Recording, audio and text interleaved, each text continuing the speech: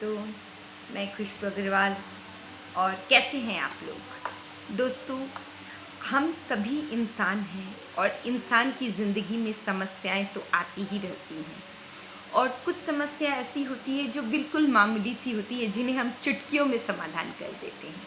पर कुछ समस्या ऐसी होती है जो हमें अंदर तक झकझोर जाती है और हम अंदर से बहुत ही वीक फील करने लग जाते हैं, बहुत ही कमज़ोर फील करने लग जाते हैं। हम खुद को अकेला महसूस करने लग जाते हैं। लेकिन वही समस्या किसी दूसरे इंसान को बहुत छोटी सी लगती है। हर एक समस्या हर एक इंसान के ऊपर निर्भर करती है। कोई समस्या वही समस्या एक इंसान को छोटी लगती है तो दूसरे इंसान को बड़ी। अच्छा दोस्तों, अब आप कहेंगे ये कैसे, ये ऐसा तो नहीं हो सकता। हाँ दोस्तों, होता है। आप एक धनिक के बच्चे को देख लीजिए, उसे जरा सी भूख लगेगी, वो बिल्कुल व्याकुल आकुल और तड़पने लग जाएगा। वो बिल्कुल नर्वस हो जाएगा, उसका दिमाग काम करना बंद कर देगा और वो बिल्कुल हल्ला मचा देगा, क्रोधी हो जाएगा और बहुत ही ज़्यादा क्यूरियोसिटी दिखाने लग जाएगा। लेकिन वही एक गरीब का बच्चा उस भूख के लिए 4 घंटे 5 घंटे 6 घंटे अपनी अपनी क्षमता अनुसार इंतज़ार कर सकता है। और वो धनिक का बच्चा बहुत ज़्यादा खाने के आइटम्स होने के बावजूद कहेगा, मम्मी ये मुझे पसंद नहीं है, मैं ये नहीं खाऊंगा। और गरीब का बच्चा अगर उसे सूखी रोटी भी मिल जाए तो वो बड़े चाव से अपनी भूख मिटा लेगा। तो है ना दोस्तों, समस्या तो भूख की ही थी, पर नज़रिया दोनों का अलग अलग था, धनिक के बच्चे का और गरीब के बच्चे का। यही हम इंसान की ज़िंदगी में भी होता है, चाहे वो पढ़ाई का क्षेत्र हो, चाहे वो काम का क्षेत्र हो। घर में भी कुछ काम करते हुए किसी मेंबर के लिए वो काम बहुत ही आसान होता है और किसी मेंबर के लिए वही काम बहुत ज़्यादा डिफ़िकल्ट होता है। तो दोस्तों, मैं ये कहना चाहती हूँ कि कोई भी काम गलत या कोई भी काम ज़्यादा भारी या कोई भी समस्या ज़्यादा बड़ी नहीं होती है, बल्कि उस समस्या को देखने के लिए, उस समस्या को फेस करने के लिए हम लोग जो नज़रिया लेते हैं, हम लोग जो अपना व्यवहार करते हैं, वो बहुत ज़्यादा मायने रखता है। हम उस समस्या को लेकर किस तरह से रिएक्ट करते हैं, वही उस समस्या को छोटी या बड़ी बनाता है। तो दोस्तों, हमें यहाँ पर समस्या को छोटी और बड़ी नहीं बनाना, बल्कि मेरे कहने का मतलब ये है कि इस दुनिया में कोई भी प्रॉब्लम ऐसी नहीं है जिसका कोई सॉल्यूशन ना हो। समय के साथ हर समस्या धीरे धीरे समाधान होती ही चली जाती है। चाहे बड़ा से बड़ा आंधी आए, बड़े से बड़े तूफान आए, फिर भी वो थम जाता है। काली घनेरी रात के बाद एक सुबह आती ही आती है। दुनिया में कभी भी अगर कोई इंसान बार बार असफल हुआ है, तो अगर वो हारा नहीं है, तो वो हर लाख असफलताओं के बाद उसने सफलता हासिल की है। KFC के जो चिकन बनाते हैं, वो 1087 बार हार करके उसके बाद वो KFC का चिकन आज पूरे वर्ल्ड में नाम आता है। ऐसे ही कितने उदाहरण भरे पड़े हैं। तो समस्या को हम लोगों को फेस करना सीखना चाहिए, हम लोगों को हर समस्या से लड़ना सीखना चाहिए, हम लोगों को समस्या से घबराना नहीं चाहिए, समस्या से भागना नहीं चाहिए। क्योंकि हम समस्या से जितना भी कतराएंगे, जितना भी भागेंगे, वह समस्या बढ़ती ही चली जाएगी। क्योंकि उस समस्या को हम कभी उस समस्या का हल नहीं सोच पाएंगे। क्योंकि हम इंसान हैं, हम बुद्धिजीवी हैं, हम हर चीज़ पे अपना एक अंकुश लगा सकते हैं, हर चीज़ के ऊपर हम वर्क कर सकते हैं, हम दुनिया में रोबोट बना सकते हैं। हमने हर चीज़ के लिए एक नए नए आविष्कार किए हैं। तो जब इंसान हर चीज़ के लिए एक आविष्कार कर सकता है, तो वो अपनी समस्याओं का अंत क्यों नहीं कर सकता? हर समस्या का अंत हो जाता है। तो दोस्तों, समस्या से डरना नहीं, समस्या से लड़ना है।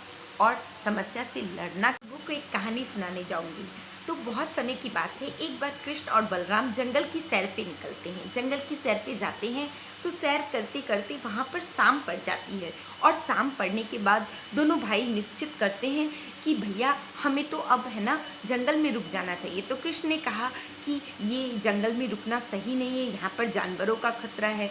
तो बलराम ने एक रास्ता सुझाया कि हम दो हैं, और जंगल में अगर हम रात में आगे बढ़ेंगे तो जानवरों का भी खतरा है और कीड़े मकोड़े का भी डर है, इसलिए यहाँ पर एक आदमी सोएगा और एक आदमी पहरा देगा।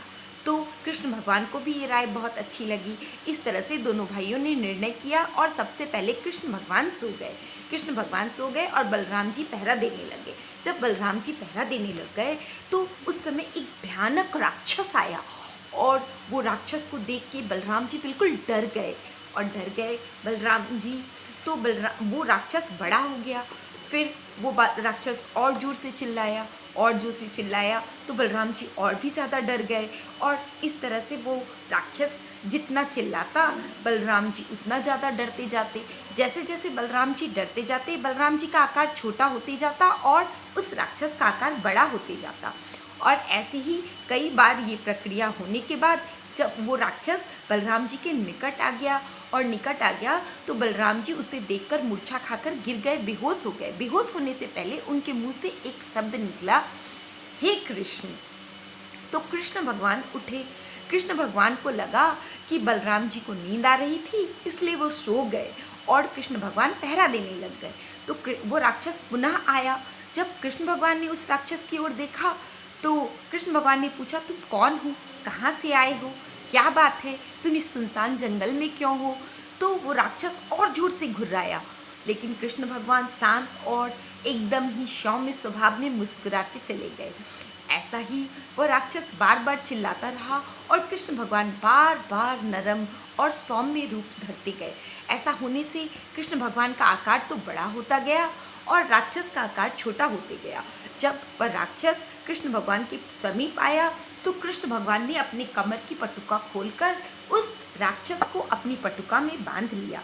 सुबह हुई और सुबह होने के बाद जब बलराम जी जागे तो बलराम जी ने कृष्ण भगवान से कहा कि कृष्णा, रात में तो एक बहुत ही भयानक राक्षस आया था।